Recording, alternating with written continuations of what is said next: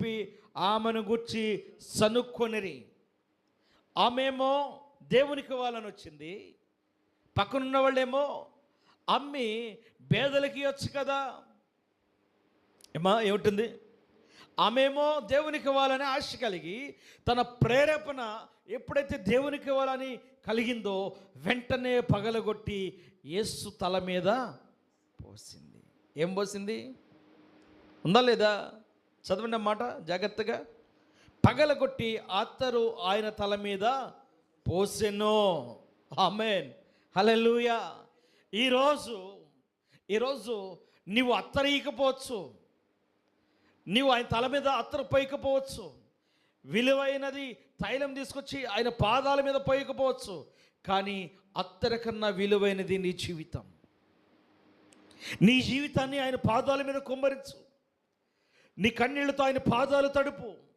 నీ పరిస్థితి అంతా, నీ జీవితంలో జరుగుతున్న ప్రతిదీ యేసు క్రీస్తు నామములో ఆయన పాదాలు పట్టుకొని, ప్రభువా నా పరిస్థితి ఇదయ్యా, నా కుటుంబంలో ఇలా జరుగుతుందయ్యా, నా జీవితంలో ఎలా జరుగుతుందయ్యా. నువ్వు ప్రార్థన చేస్తున్నప్పుడు నీ పక్కళ్ళకు కూడా ఇబ్బంది అనిపిస్తూ ఉంటుంది. ఏం ప్రార్థన చేసేది, నేను చేస్తుంది ఏం ప్రార్థన, నీకు ప్రార్థన చేయటం వచ్చా ఆపో. కారణం ఏంటంటే నీ ప్రార్థన పక్కన వారికి ఎలాగుంది, ఇసుకులాగుంది. కానీ యేసయ్యకి ఇసుకు లేదు. మన ప్రార్థన యేసయ్యకి ఇష్టమైంది.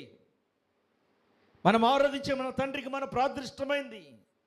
పక్కన వాళ్ళకి డిస్టర్బెన్స్ లాగుంది, దేవునికి ఇష్టమైంది. కారణం ఏంటంటే ఆయన నీ ప్రార్థన ఆలకించి నీ పరిస్థితిని మార్చువాడు.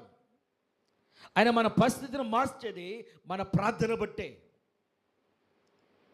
అందరూ సనుక్కుంటున్నారంట, ఇది అమ్మి పేదలకి ఇవ్వచ్చుగా.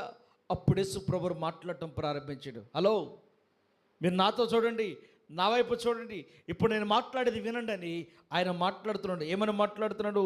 అందుకేసిట్లా నేను ఈమె జోలికి పోకుడి, ఈమెను ఎందుకు తొందర పెడుచున్నారు?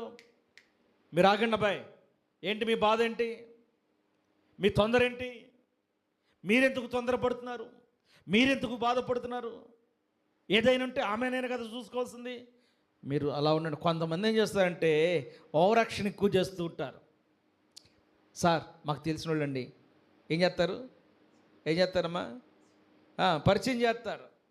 అయ్యగారు కొద్దిగా రికమెండేషన్. వీళ్ళు ఏం చేస్తారండి ఇంటికాడ, అయ్యగారు నేనంతంటే అంత. నాయకుల దగ్గరికి వెళ్తారు, నాయకుల దగ్గర కూడా ఏం చేస్తారంటే, సార్ మా వాళ్ళేనండి కొద్దిగా, వీళ్ళు చెబుతారు, వీళ్ళ